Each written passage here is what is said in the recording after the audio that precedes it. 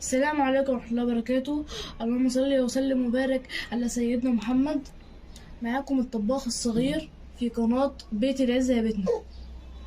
النهاردة هنعمل وصفة كيكة الذرة بالبرتقال، ونخش على المقادير: 3 بيضات وعليهم رشتين فانيليا، كوب سكر، كوب عصير برتقال، كوب سمنة على زيت، كوبايتين دقيق ذرة، وكيس كيك شيف. وتعالوا اقول لكم على الطريقه ازاي. هنضرب المواد السائله مع بعض، وبعد كده هننزل بالمواد الجافه.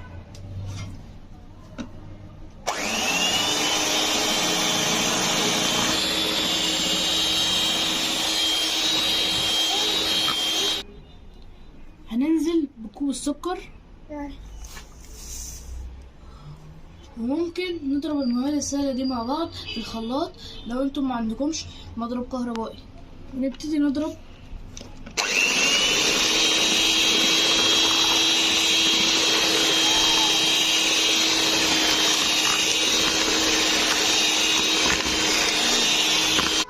الكيكه دي ماما بتحب تعملها لنا في الشتاء، واحنا بنحبها قوي، وكمان هي بتدفي ومغذيه جدا. فيها دقيق الذره، ودقيق الذره فيه مغذيات كتيره جدا. نبدا نحط كوبايه السمنه على الزيت،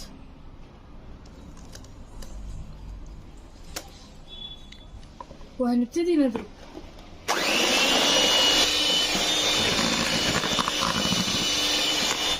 هنبدأ نحط كوباية البرتقال، ممكن نستبدلها بكوباية لبن أو كوباية لبن رايب.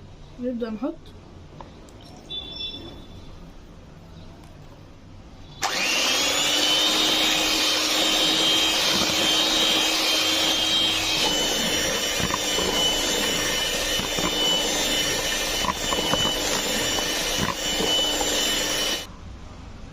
وهنخلط المقادير الجافة مع بعض: دقيق الذرة ودقيق الأبيض وكيس كيك شيف وذرة ملح. نبتدي نحط الدقيق، ونحط كيس الكيك شيف،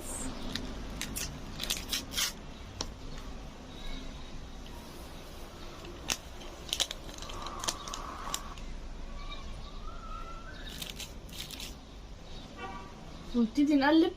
ما هيساعدك.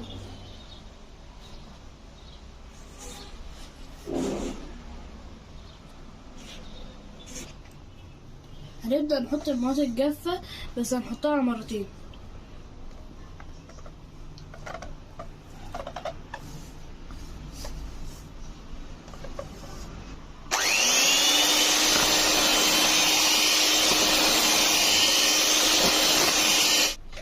واحنا شغلنا الفرن من اول ما ابتدينا على 180 درجة، ونبتدي نحط النص التاني.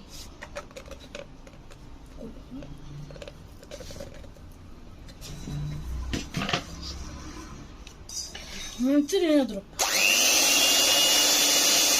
خلي بالكم نضربوه بسرعة كبيرة علشان الحاجات اللي بتحط أي حاجة تسيح.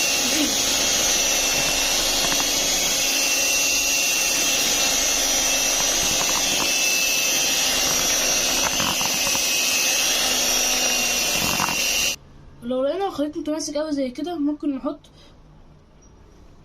ربع كوباية برتقال،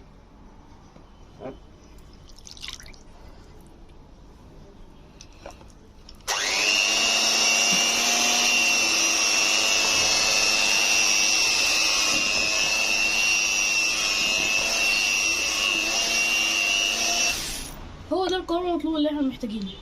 وصبنا الخليط ونحطه على فرن درجة حرارته 180. هنعمل صوص البرتقال مع بعض. معانا كوباية سكر، نحطها على النار، ونحط عليها معلقتين مية،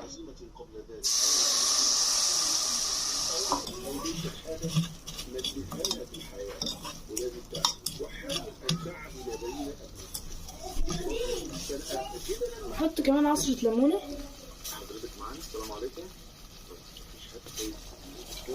احنا نقلب بالراحة على عين واطية، ومش عاوزين السكر يغير لونه.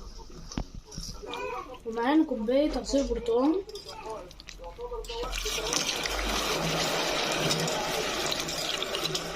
ونبتدي نصب كده واحدة واحدة، ونخلي بالنا عشان ما يتلسعش.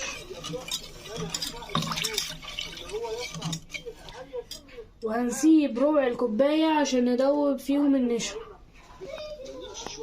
هنحط معلقتين نشا وندوبهم في عصير برتقال.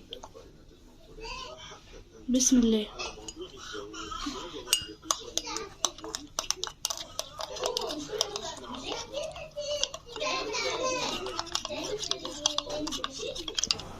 هنبدأ نحط النشا، نقلب بإيد ونحط بإيد، ولازم نقلب كويس لغاية لما يغلي. هنحط ألوان طعام حسب الرغبة. احنا هنستخدم لون طعام لونه أصفر، هنستخدم بس نقطتين.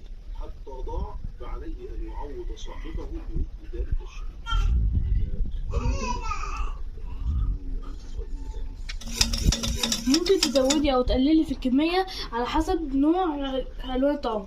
هو ده اللون اللي احنا محتاجينه، هو ده السمك اللي احنا محتاجينه.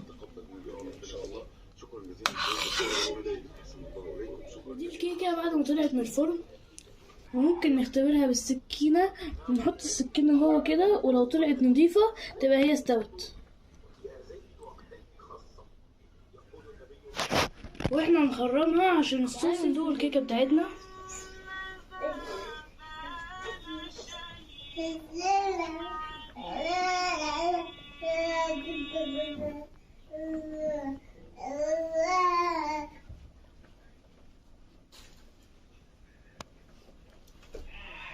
واحنا عملنا احلى بسيس الذرة والبرتقال.